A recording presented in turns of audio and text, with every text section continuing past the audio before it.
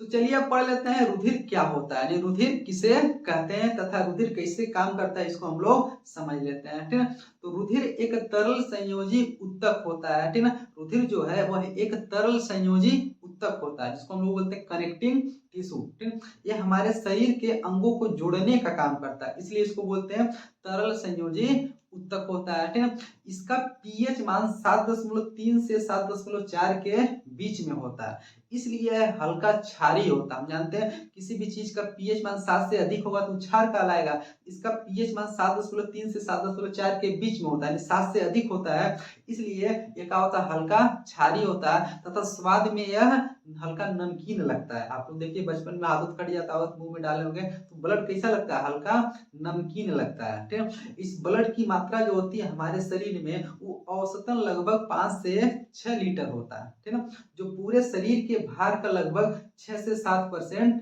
भाग होता है। ठीक है, यानी हमारे शरीर में जो रुधिर की मात्रा है वो लगभग कितना है, 5 से 6 लीटर। यानी महिलाओं में थोड़ा रुधिर की मात्रा कम पाया जाता है और पुरुषों में थोड़ा सा रुधिर की मात्रा अधिक होता है, लेकिन दोनों का औसत निकाल लिया जाए तो 5 से 6 लीटर के बीच में भी आएगा। ठीक है, जो पूरे शरीर के भार का लगभग 6 से 7% होता है। ठीक है, अभी जो रुधिर होता है ना, इस रुधिर के मुख्य रूप से दो घटक होते हैं। ठीक है, रुधिर के कितने घटक होते हैं, तो दो घटक होते हैं। एक घटक को बोलते हैं हम लोग प्लाज्मा और दूसरे घटक को बोलते हैं हम लोग रुधिर कणिकाएं। ठीक है, तो प्लाज्मा जो होता है ना ये रुधिर में सबसे ज्यादा होता है और रुधिर कणिकाएं जो होती है ना वो थोड़ा सा कम होती है। तो रुधिर के जो दो घटक होते हैं, एक प्लाज्मा होता है, एक रुधिर कणिकाएं होती हैं। जो प्लाज्मा होता है ना ये पूरे रुधिर का लगभग 55% भाग अकेला प्लाज्मा होता है। जो रुधिर कणिकाएं होती है ना इनकी संख्या खाली कितना होती है, लगभग 45%। तभी तो 55 और 45 मिलकर 100 हो जाएगा, पूरा ब्लड हो जाएगा। तो प्लाज्मा कितना होता है, 55%, और रुधिर कणिकाएं कितनी होती हैं, खाली 45%। ठीक है, देखिए सब जानकारी आपको लिखा हुआ यहाँ पर मिल जाएगा। ठीक है, रुधिर का होता है एक तरल संयोजी उत्तक, यानी तरल के रूप में होता है, द्रव के रूप में होता है, और ये कनेक्टिंग टिश्यू जिसको बोलते हैं कौन चीज, संयोजी उत्तक। संयोजी उत्तक इसलिए कहा जाता है सभी अंगों को जोड़ करके रखने का भी काम करता है, इसलिए कौन सी है, संयोजी उत्तक।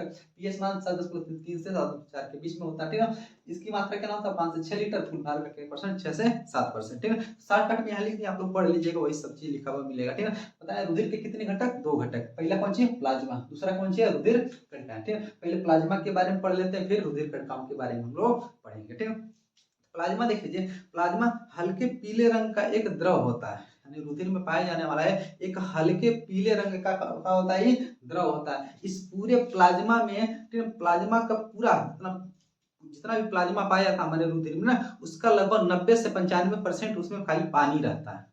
पूरे प्लाज्मा में 90 से 95% लगभग। ठीक है, मान के चल रहे हैं औसतन 90 मान लीजिए। ठीक है, 90% अकेला कौन सी पूरे प्लाज्मा में, पानी। ठीक, बाकी जो 10% बचा है ना, इस 10% में बहुत कुछ घुला रहता है। 10% में देख लीजिए, यानी ग्लूकोज भी होगा, उसी में प्रोटीन भी होगा, उसी में वसा यानी फैट भी होगा, उसी में हार्मोन भी घुले होंगे, उसी में अपशिष्ट पदार्थ भी घुला होगा, उसी में एंजाइम भी घुला होगा, उसी में एंटीबॉडीज भी होगा। सब कुछ के परसेंट में घुला रहता है, खाली 10% में। अन्य जितनी भी सामग्री हमारे ब्लड में घुली रहती है वो कितने परसेंट में खाली रहती है, 10% में। ठीक, देख लीजिए रुधिर का दो घटक, एक प्लाज्मा सबसे ज्यादा 55%, एक प्लाज्मा में भी सबसे ज्यादा पानी, वो भी कितना 90, बाकी 10% में देखिए ग्लूकोज है, जो हम लोग खाओ पचाते हैं खाने को तो ग्लूकोज बनता है, वहां से ब्लड देखिए उसको अवशोषित करके ले जाता है ना, कहा जाता है प्लाज्मा के कौन परसेंट में, खाली 10% भाग में ग्लूकोज भी रहता है। प्रोटीन को जब पचाते हैं वो क्या बनता है, अमीनो अम्ल, तो अमीनो अम्ल भी इसी में घुला रहता है। वसा को पचाते हैं तो वसी अम्ल भी कहाँ घुला रहेगा,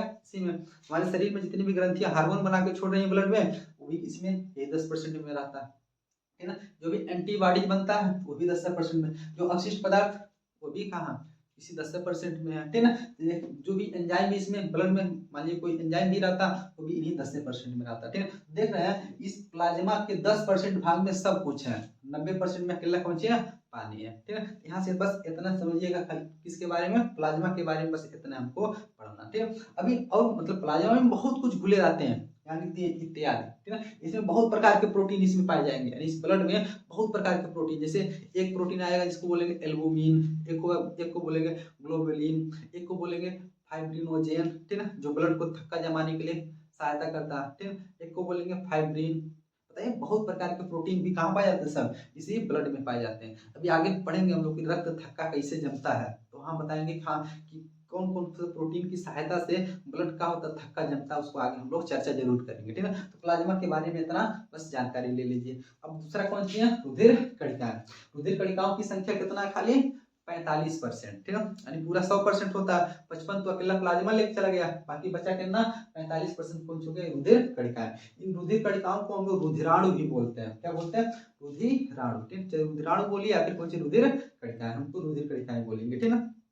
चलिए अभी रुधिर कणिकाएं 3 प्रकार की होती हैं। एक को बोलते हैं हम लोग, ठीक है, लाल रुधिर कणिका, दूसरे वाले को बोलते हैं श्वेत रुधिर कणिका, तीसरे वाले को बोलते हैं कौन सी, प्लेटलेट्स बोलते हैं, ठीक है। अब इनको एक एक करके विस्तार से समझेंगे। पहले लाल रुधिर कणिका क्या होता है, फिर श्वेत रुधिर कणिका क्या होता है, फिर प्लेटलेट्स क्या होता है, इसका काम क्या होता है, इसको हम लोग समझ के खत्म करते हैं। पहला कौन सी, लाल रुधिर कणिका, शॉर्टकट में इसको बोलते हैं आरबीसी, इसको बोलेंगे डब्ल्यूबीसी, प्लेटलेट से तो प्लेटलेट्स ही रहेगा, ठीक है ना। चलिए तो आरबीसी यानी इसको बोलते हैं रेड ब्लड कार्पोसेल्स, या फिर सेल बोल दीजिए, तब पर भी गलत नहीं होगा, चाहे कार्पोसेल्स बोल दीजिए या फिर सेल बोल दीजिए, ठीक है। तो रेड ब्लड सेल, तो रेड ब्लड सेल मतलब लाल रुधिर कणिका।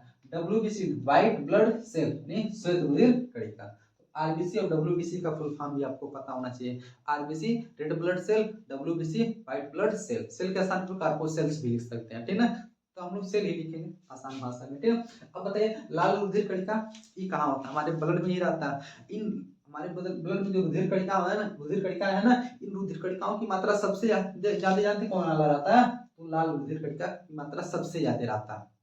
अभी कितना रहता है, पुरुषों में इनकी संख्या ज्यादा रहता है, महिलाओं में थोड़ा सा कम। पुरुषों में इनकी संख्या लगभग 50 से 55 लीटर, सॉरी लीटर है, 50 से 55 लाख प्रति mm³ यानी प्रति घन मिलीलीटर। यानी 1 मिलीलीटर क्यूब में खाली कितना 50 से 55 लाख कौन सी आरबीसी मिल जाएंगे, किसके अंदर, पुरुषों के अंदर। लेकिन महिलाओं के अंदर 45 से 50 लाख, यानी थोड़ा सा 2-4-5 लाख कम होता है। क्यों, क्योंकि बताइए जब रुधिर की मात्रा कम है तो आरबीसी की मात्रा भी क्या होगा, कम रहेगा महिलाओं में, ठीक है।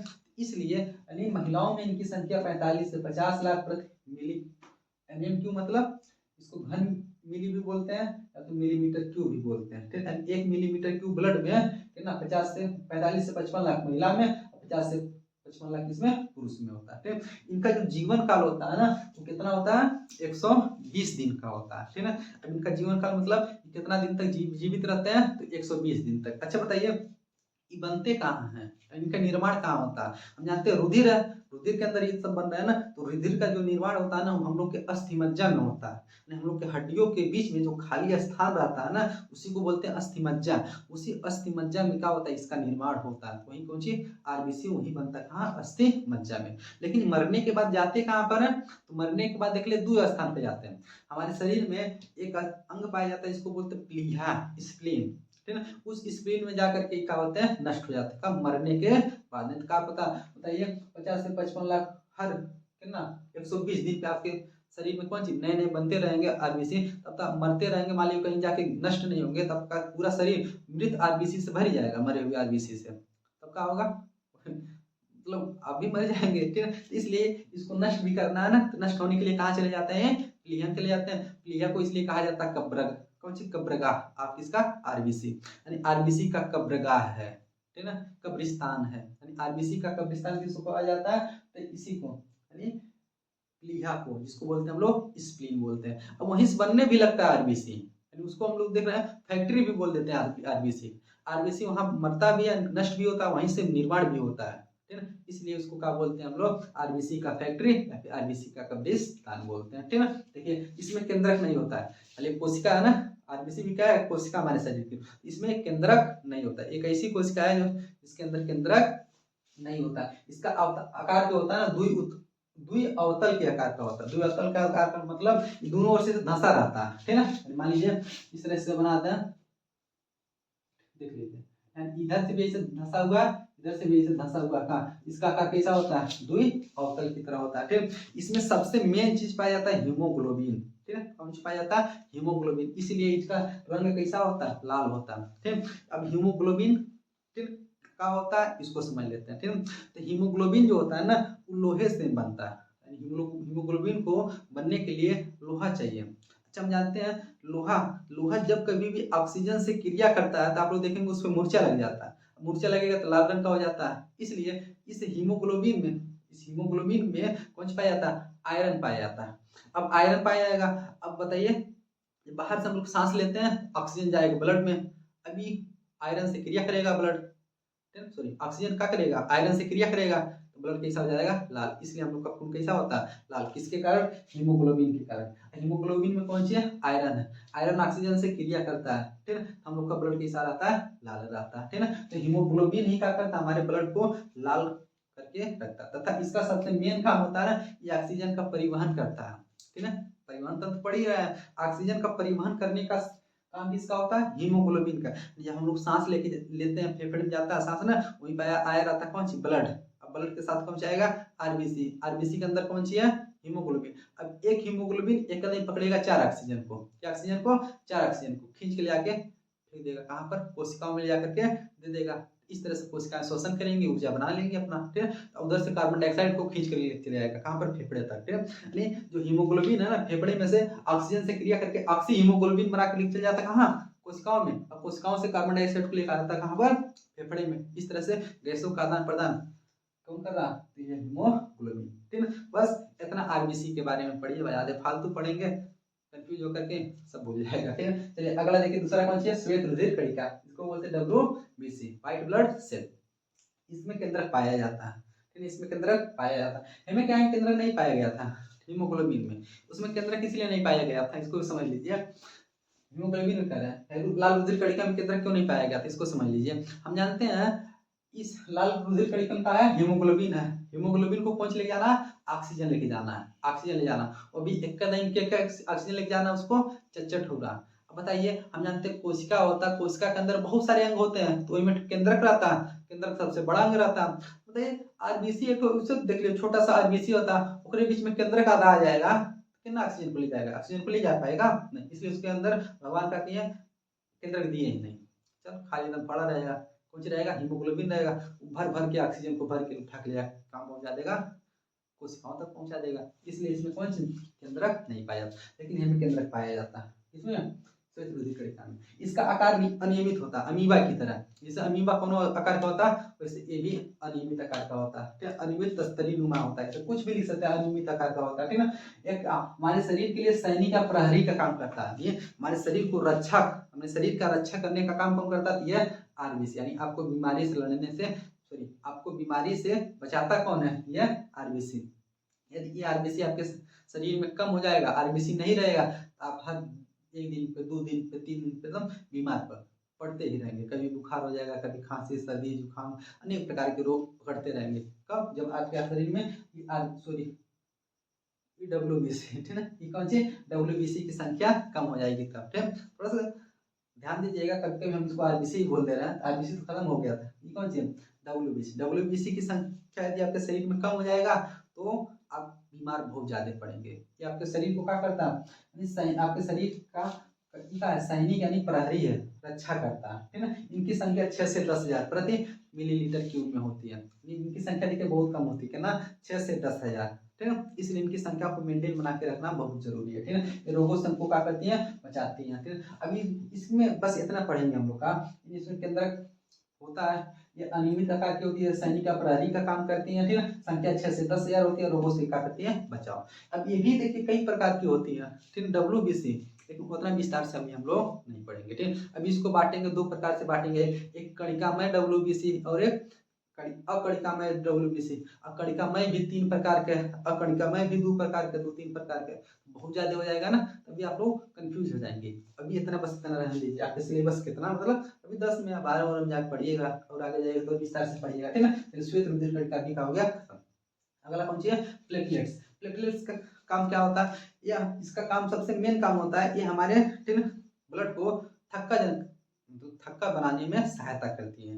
ये हमारा ब्लड, मान लीजिए कहीं हम लोग का हाथ कट गया तो वहां पर थक्का ब्लड बनेगा तभी तो खून रुकेगा। तो खून को थक्का बनाने में, रुधिर को थक्का बनाने में कौन सहायता करती है? तो प्लेटलेट्स, जिसको बोलते हैं हम लोग को रुधिर स्कंदन।